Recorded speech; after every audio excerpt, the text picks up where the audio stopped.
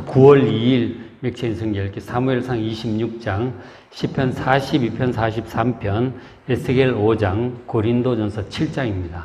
오늘 저녁에는 고린도전서 7장 말씀 우리 함께 보고 기도하겠습니다. 고린도전서 7장은 그리스도인의 결혼 생활에 관한 교훈입니다. 당시 초대교회에 어떤 가르침이 좀 퍼졌느냐면, 특히 이제 고린도 교회 그런 상황에 보면, 그러니까 신앙 성장을 위해서 우리가 회개하고 예수를 믿었잖아요. 회개하고 거듭나고 은혜를 입고 천국 소망을 가지게 되니까 너무 좋은 거예요. 은혜를 받고 나니까 너무 좋은 거예요. 그래서 신앙 성장을 해야 되겠다. 그런데 열정에 불타는 사람들이 많았어요.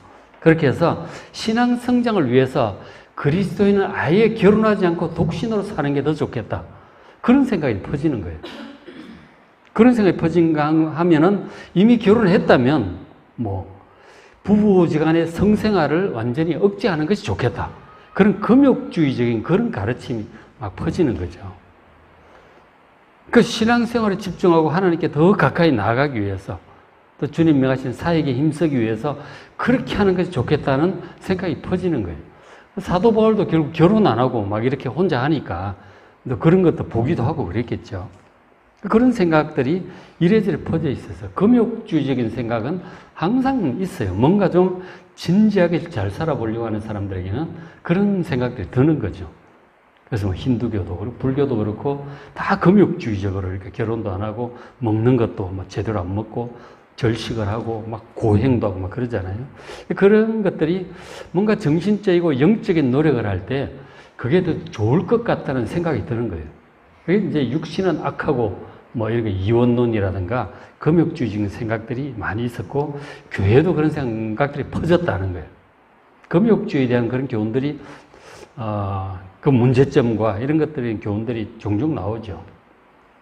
어쨌든 그런 금욕주의 생각이 퍼지고 있었기 때문에 이것에 대해서 성령께서 사도 바울을 통해서 그리스도인의 결혼 생활에 관해서 다양하게 여러 가지 측면으로 가르쳐 주신 내용이 고린도전서 7장인 것이죠.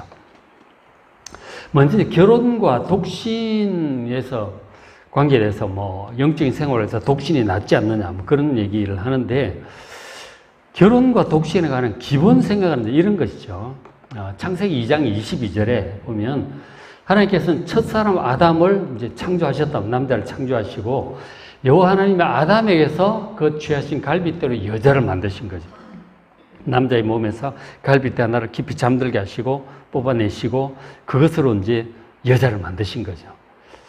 그래서 여자를 만든 다음에 그 여자가 바로 이제 여자를 하나님께서 아담에게로 이끌어 오십니다.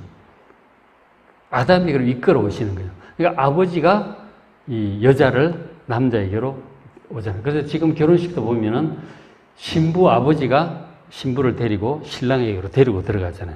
저 장면에서 나오는 그런 모습인 거죠. 서양 결혼 풍속이 그렇게 되어 있는 거죠. 그래서 이제 만드시고 그를 아담에게로 이렇게 남자에게로 이끌어 오셨어요. 그러니까 첫 남자에게 첫 여자가 자기 몸의 일부로 만든 첫 여자가 오는 거죠. 보니까 너무 아름다운 거죠. 23절에 아담이 이르되 이는 내 뼈 중에 뼈 살 중에 살이라. 그렇게 고백하는 거예요. 정말 나의 일부다. 그런 이제 내 뼈 중에 뼈고 살 중에 살이라. 그렇게 얘기를 하고 너무 이제 사랑스러운 거죠. 그래서 이것을 남자에게서 취하였은즉 여자라 부르리라. 남자가 히브리어 이쉬. 여자는 이샤 이렇게 되어 있습니다. 이쉬에게서 취해서는 이샤라 부르리라. 그렇게 말했습니다. 아담이 그렇게 얘기를 한 거죠. 아담이 이제 그 여자라고 이샤라고 그렇게 부른 거죠. 그런 이제 너무 아름다웠고 이제 그렇게 내 뼈 중에 뼈, 살 중에 살이라. 그렇게 이제 얘기를 합니다. 하고 사랑의 고백인 거죠. 그리고 24절 이러므로 남자가 부모를 떠나 이런 식으로 해서 남자가 결국 성장하면 부모를 떠나서 부모 설화에 있는 거죠. 독립을 해서 그 아내와 이제 결혼해서 합해서 둘이 한 몸을 이루게 되는 것. 이것이 결혼인 것이죠. 결혼이란 이런 거예요. 그러니까 결혼에 관한 기본은 결혼하는 게 남자와 여자가 결혼을 하는 게 이게 정상이에요. 기본이고 이게 정상인 것입니다. 남자와 여자가 결혼을 해서 가정을 이루어서 서로 사랑하면서 또 자녀를 낳고 행복하게 살아가는 것.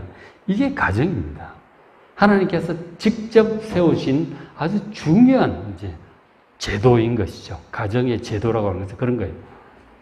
이 하나님께 세우신 가정은 한 남자와 한 여자와 만나 사랑하고 자녀를 낳고 행복하게 사는 거예요. 그 안에서 의식주 생활이 다 이루어지잖아요. 먹는 거, 자는 거, 옷 입는 거, 가정 안에서 다 이루어지죠. 그리고 거기서 우리가 안식을 누리고 쉬는 곳이잖아요. 안식처잖아요. 그리고 행복이 가정 안에서 다 있습니다. 그리고 좀 더 보면은 사람이 태어나고 그리고 어린 아이가 자라고 성장하고 독립할 때까지 그 가정 안에서 성장하는 거예요. 이게 전부 가정에서 이루어지는 거라니까. 가정이 굉장히 중요한 거죠. 하나님께서 친히 세우신 제도고 이것은 남자와 여자가 결혼함으로 이루어지는 게 가정이란 말이에요. 결혼하고 가정을 이루는 거 이게 하나님의 기본적인 뜻이죠. 아주 중요한 인류에서 뭐 국가라든지 사법제도, 경찰, 뭐 군대, 회사 많은 제도들이 있지만 가정은 하나님 직접 만드신 제도예요. 그런데 지금 이제 이런 하나님 말씀을 믿질 않고 인간이 모든 것을 스스로 결정하고 할 수 있다. 하나님을 완전히 무시하고 사람들이 합의만 하면 뭐든지 된다. 이런 사람들 지금 와서 희한한 가정들을 만들어내는 거예요. 이상한 형태의 가정들. 하여간 희한한 형태의 가정들이 나오는 거죠.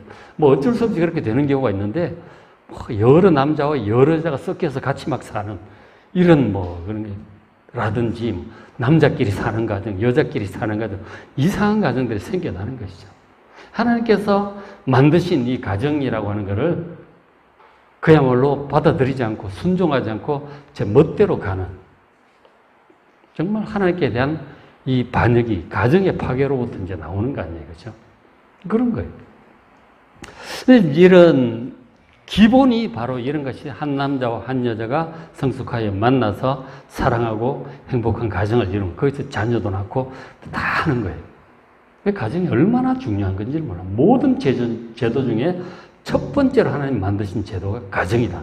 국가니 뭐니 다 그 다음에 생겨나는 거죠. 가정은 하나님 직접 세우신 일부 일처 제도로 이렇게 되어 있죠.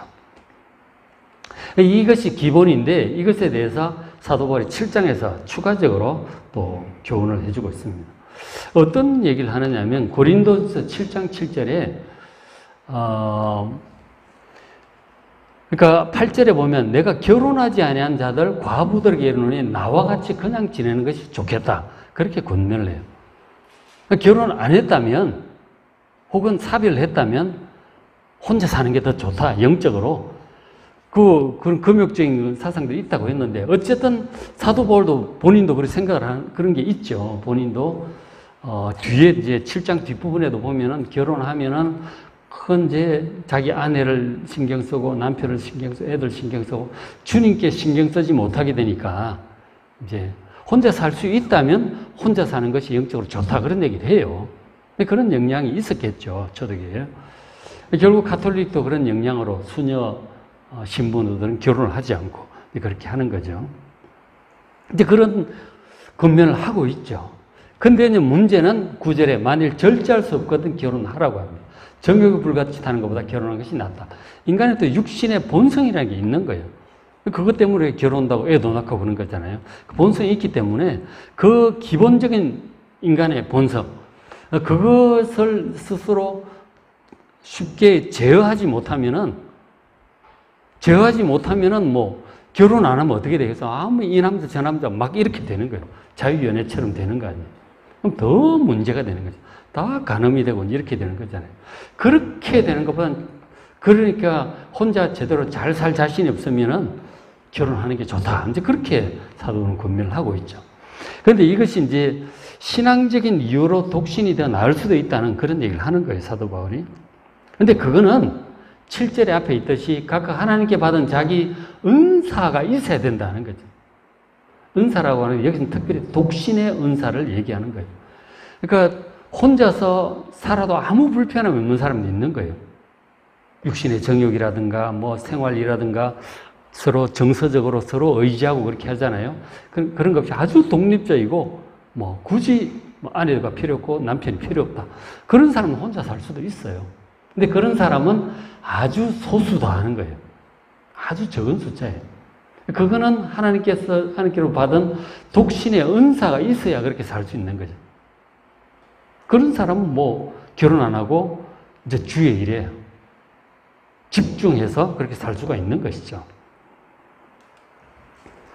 근데 독신의 은사가 없는데 신앙의 열정 때문에 그렇게 막, 난 결혼 안 하고 주님께만 집중할 거야. 주님과 결혼하고 주님과 살 거야. 신부처럼, 뭐, 수녀처럼, 이렇게 한단 말이죠. 그렇게 신앙적인 열정으로 결심을 했는데, 근데 독신의 은사가 없어. 그러면 결국은 육신의 정욕이 올라오게 되는 거죠. 사랑하는 사람 만난다든지 육신의 정욕이 사로잡히면은 넘어지는 거예요. 못 이긴다 하는 것이죠. 그러면은 뭐, 아예 정상적인 결혼하고 신앙생활 하는 것보다 훨씬 못하게 되는 거죠. 독신의 은사가 없는데 한순간에 열정으로 그렇게 결심했다가는 아예 그냥 다 이것저것 다 타락하고 망가지는 수가 있는 거예요. 그러니까 독신으로 정말 주님만 섬기면서 살려면 확실히 독신의 은사가 있는지를 확실히 확인을 해야 되는 거죠. 그래야 할 수 있다는 거죠. 그런 사람은 아주 소수이기 때문에 대부분의 사람은 결혼해서 그렇게 살아가는 게 정상이다. 그게 낫다. 그렇게 얘기를 해주고 있습니다. 독신의 가능성도 얘기는 하고 있지만 이건 아주 소수고 독신의 은사가 있어야 된다는 거예요. 실제로 이제 중세 가톨릭의 신부와 이제 수녀들이 결혼을 안 하잖아요. 결혼을 안 하기 때문에 근데 독신의 은사가 있는 사람은 문제가 없는데 그렇지 않은 신부와 수녀들이 있는 거죠. 근데 거기서 바람이 나는 거예요. 신부와 수녀 사이에 바람이 나고 애를 낳고 어떡하겠어? 애를 막 안매장도 하고 돌을 매달아가지고 호수 그 밑에 빠뜨리고 막 그런 일들이 막 생기는 거죠. 막 그런 일이 많았던, 한 번은 그런 기록도 있어요, 보면은. 그 수녀원 안에, 그 수도원 안에 이제 연못이 있었는데 그 가뭄에 다 이제 말라가지고 결국 바닥이 드러나는 때가 왔었는데 보니까 막 태아 유골들이 많은 거예요. 그런 기록들이 있어요. 그리고 그 육신의 정욕을 스스로 막 억제를 못 해가지고 막 채찍으로 스스로 막 때리고 막 학대를 하는 거죠. 피가 나도록 막 채찍으로 때리고 막 가시 이런 걸로 허리띠를 하고 수녀들도 막 그런 장면들 중세 영화에 보면 나오죠. 독신의 은사가 없는데 잘못 시작을 한 거예요. 그런 일들이 많았던 거죠. 그러니까 무리하게 제도로 그냥 막 이렇게 해버리는 것이 참 지나치게 이제 그런 문제가 됐던 것이죠. 그러니까 정상은 결혼하는 것이고 독신의 은사가 있는 사람은 그렇게 할 수도 있다. 그렇게 이제 얘기를 해주고 있는 거예요. 그리고 이제 부부 사이에 이제 생활에 있어서 그런 얘기를 해주고 7장 3절에 남편은 그 아내에 대한 의무를 다하고 아내도 그 남편에게 그렇게 해야 된다고 말씀합니다. 그 의무가 뭘까요? 4절에 있듯이 이 성생활에 관한 거예요. 아내는 자기 몸을 주장하지 못하고 오직 그 남편이 하고 남편도 아내가 하는 것이다.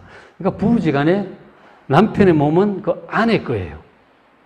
그리고 아내의 몸은 남편 거다. 이제 그 말씀을 하시는 거예요. 그러니까 성생활은 부부간의 권리이기도 하고 의무이기도 한 것이죠. 내가 내키지 않는다고 거부할 수 없는 거예요. 그것이 의무다. 부부간의 권리고 의무다는 거죠. 그러니까 자기 기분 안 내킨다고 거절하고 아예 안 하려고 그러고 이런 것들은 옳지 못한 거죠. 옳지 못한 거예요. 하나님 말씀이 그렇잖아요. 아내는 남편이 그 몸을 주장하는 거예요. 남편의 몸은 아내가 주장하는 거라고. 이게 이제 부부지간에 서로 권리고 의무가 되는 거죠. 그렇게 이제 성실하게 해야 되고, 그 다음에 5절에 서로 분방하지 않도록 각방을 쓰는 것은 하나님 보시기에 옳지 않습니다. 방을 같이 써야 되는 거죠.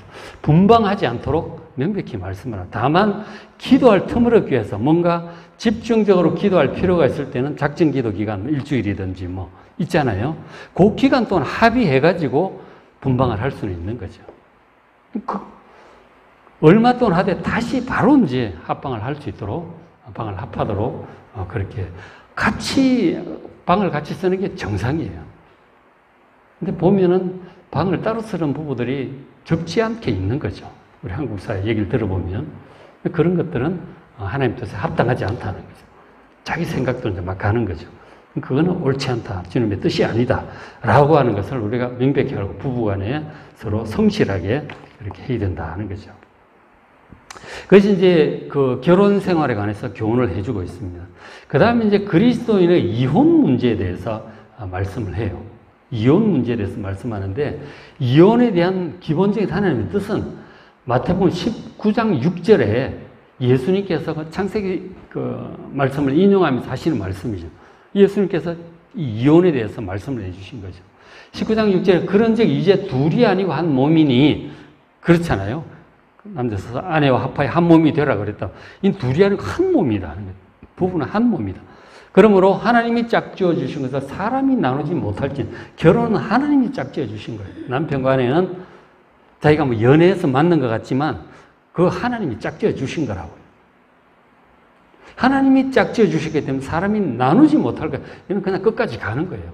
이혼은 옳지 않다. 그 명백히 예수님께서 창세기 말씀을 이제 해석을 예수님께서 직접 해주신 거죠. 그러니까 이혼이 합당하지 않다는 거예요. 나누지 못한, 이혼하지 말라고 주님께서 명하신 거죠. 그래서 그 사람이 묻습니다. 그 앞에 있던 바리새인들이 묻죠. 7절에 여짜고 그러면 어찌하여 모세는 이혼 증서를 주어서 버리라 명하였나이까? 그러니까 이혼에 대해서 허락을 해줬다는 거죠. 그 이혼할 사유가 있을 때는 이혼 증서를 써서 이제 주면 아내가 나가서 뭐 이혼해서 다른 사람과 뭐 결혼할지라도 이제 간음이 안 되는 거죠. 이혼 증서가 있으면은 이건 이제 자유가 되는 거죠. 그러니까 이혼을 하나님 허락하지 않았느냐? 그렇게 지금 항의를 하는 거죠. 예수님 말씀 8절에 예수께서 이르시되 모세가 너희 마음의 완악함 때문에 아내 버림을 허락하였거니와, 그러니까 너무 고집스럽고 막 이렇게 하니까 아내를 버리고 이혼할 수도 허락은 했는데 본래는 그렇지 않다는 거예요. 본래는 이혼 안 하는 게 원칙이다 얘기를 합니다.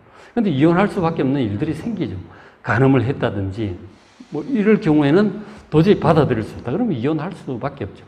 사기 결혼도 있고 뭐 하여간 여러 가지 문제들이 있을 수 있죠. 있을 수 있는데 어쨌든 완악함 때문에 어쩔 수 없이 차선책으로 하신 것이지 이혼하지 않고 끝까지 가는 것이 이것이 잘하는 거라고, 이게 원칙이라고 주님께서 명백히 말씀을 해주셔서 이혼은 기본적으로 하나님이 기뻐하지 않으신다 하는 거죠. 하여간 끝까지 의리를 지켜야 되는 거죠. 마음에 안 드는 점이 있더라도 끝까지 지켜야 된다. 주님께서 명백히 말씀하셨어요. 그래서 이제 그것과 관련해서 고린도전서 7장에서 10절에 결혼한 자들에게 내가 명하노니, 결혼한 자들, 이미 기혼자들이죠. 하기를 여자는 남자에서 갈라서지 말라. 이혼할 생각하지 말라 하는 거죠. 남자도 마찬가지, 아내와 갈라설 생각하지 말라 말씀해요. 그 남편도 아내를 버리지 않고 여자도 갈라설 생각하지 말고 끝까지 이렇게 잘 살아야 된다고 말씀을 하는 거죠. 만일에 도저히 간음이라든가 도저히 용납할 수 없는 그런 일 때문에 이혼이 됐다. 11째 만일 갈랐었으면 그대로 지내라는 거예요. 딴 사람하고 재혼하고 그런 걸 하지 말라고 하는 거죠. 만일 재혼하려면 원래 남편, 아내와 다시 재결합을 할지라도 다른 사람과는 재혼 안 하는 게 좋다고 말씀을 하는 거죠. 그죠? 사별의 경우는 좀 다르겠죠. 문제가 다르겠지만 어쨌든 이혼에 대해서 그렇게 말씀을 하고 있습니다. 그 사도 바울은 기본적으로 어느 정도 본인이 독신이었기 때문에 독신에 대해서 긍정적인 그런 생각을 좀 가지고 있는, 이혼해서면 그냥 혼자 주님께 집중하고 사는 게 좋겠다. 그렇게 말씀을 하는 거죠. 그리고 또 이제 이렇게도 교훈을 하고 있어요. 7장 13절에 어떤 여자에게 믿지 아니하는 남편이 있어. 그러니까 이건 어떤 경우냐면은 당시 1세기 상황이니까 사도 바울이 복음 전하고 이래가지고 예수를 믿는 사람이 생기잖아요. 그러니까 여자가 먼저 믿었어. 믿고 보니까 예수 믿고 거듭나고 은혜를 받고 구원의 확신, 천국 소망을 가지니까 너무 좋아. 너무 좋아. 그래서 신앙생활에 참 좀 더 집중해서 그렇게 살아야 되겠다는 생각을 하죠. 우리도 이제 교회 생활 열심히 할 때는 막 매일 그 교회 오고 그러잖아요. 요즘은 전반적으로 열심히 떨어졌지만 70년대, 80년대 그때 이제 얘기들 보고 듣고 보면은 막 매일 교회 가잖아요. 새벽에도 가고, 뭐 전도하러 가고, 기도회 가고, 성경 공부하러 가고, 매일 그렇게 가는 거예요. 그 남편들이, 안 믿는 남편들이 교회 찾아와가지고 항의하고 막 이런 일들이 이제 종종 있었단 말이에요. 그죠? 근데 그런 일이 생기는 거죠. 그 믿지 않는 남편이 있어요. 그 중간에 자기가 먼저 믿고 남편은 애들도 안 믿는 거죠. 그런데, 그 남편이, 믿지 않는 남편이 아내와 함께 살기를 좋아하는 거예요. 뭐, 교회를 다니든 어떻든 간 기독교를 믿든 어떻든 간에 나는 당신이 좋다. 신앙이 뭐 상관없이 나는 당신이 좋다. 그러면은 그 남편을 버리지 않도록, 이혼하지 않도록. 남편이, 근데 뭐 15절 그 끝에 나오듯이 믿지 아니하는 자가 난 당신의 그 신앙을 난 도저히 받아들일 수 없다. 그만 믿든지 이혼하든지 택해라. 이러면은 그거는 뭐 신앙을 버릴 수는 없다 하는 거죠.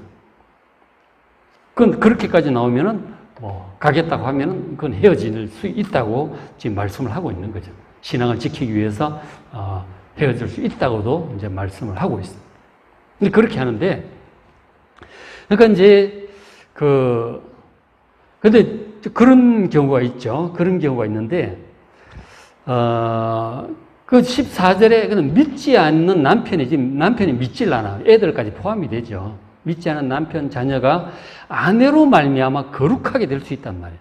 지금은 안 믿지만 자기 신앙생활에 좀 애로사항이 있지만 그래도 뭐 좋아하고 뭐 기독교 신앙 상관없이 난 당신을 좋아한다. 이제 그렇게 되면 그건 이혼하지 말라고 하는 거죠.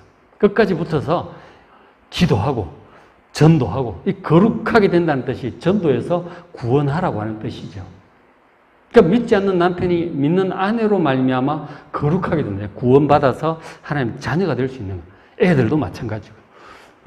그렇게 해야 자녀도 이제 깨끗하고 구원받게 되는 거죠. 먼저 믿게 된 아내는 온 가족들의 구원을 위해서 적극적으로 기도하고 해야 된다는 그런 뜻이죠. 자기의 신앙을 좀 더 집중하기 위해서 이혼하고 혼자 살겠다. 이건 옳지 않다는 거죠. 남은 가족들의 구원을 위해서 최선을 다해서 기도하고 그렇게 해야 된다고 권면을 해주고 있습니다.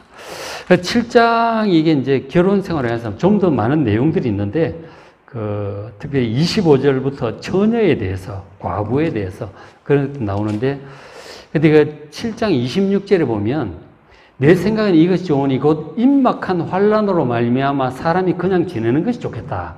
그러니까 독신을 지금 말하는 이유 중에 하나가, 그러니까 종말이 가까이 있다고 지금 여기고 있는 거예요. 사도 바울도 그렇고 예수님 제자들도 자기들 살아있을 때 예수님이 오실지 모른다고 하는 그런 이제 생각을 가지고 있는 거예요.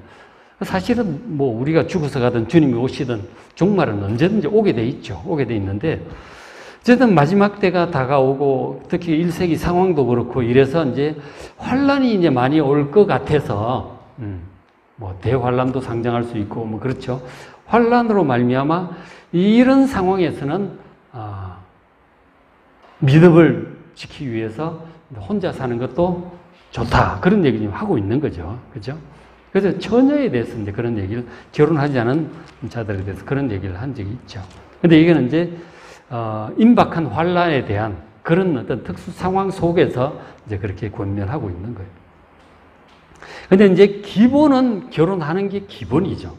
그죠? 다 결혼 안 하면 뭐 한 100년도 안 돼서 사람은 사라지는 거예요. 그죠? 큰일 나는 거죠. 그건 하나님 뜻이 아니죠.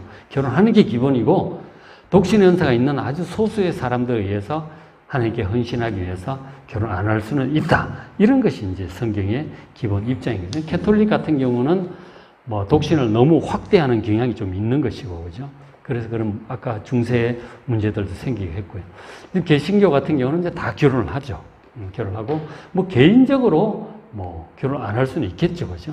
제도적으로 개신교는 그렇게 하지 않습니다. 그래서 그것을 알고 이제 루터 같은 경우도 수도사였지만 나중에 종교개혁 하고 나서 수녀와 결혼을 하죠. 결혼을 해요. 그러니까 다들 이제 뭐 이렇게 했으니 다들 결혼시켜요. 신부들도 결혼시키고 순서 결혼시키는데 결혼 못한 순서가 하나 있었나 봐. 그래가지고 당신은 내가 구제해야 되겠다. 이래가지고 결혼을 했다고 합니다. 그래서 이제 자녀도 낳고 그렇게 지냈다고 해요. 그래서 어쨌든 결혼을 하는 것이 원칙이에요. 원칙이고 가정은 그만큼 중요한 것이고 결혼을 했으면은 잘 살아야 돼. 끝까지 이혼하는 것은 주님께서 기뻐하지 않으시니까 서로 믿음으로 사랑함으로 서로 인내함으로 포용하고 품음으로 가정을 행복하게 잘 세워나가는 우리가 될 수 있도록 기도하는 이 시간 되시길 바랍니다. 자, 우리 찬송하고 기도하겠습니다.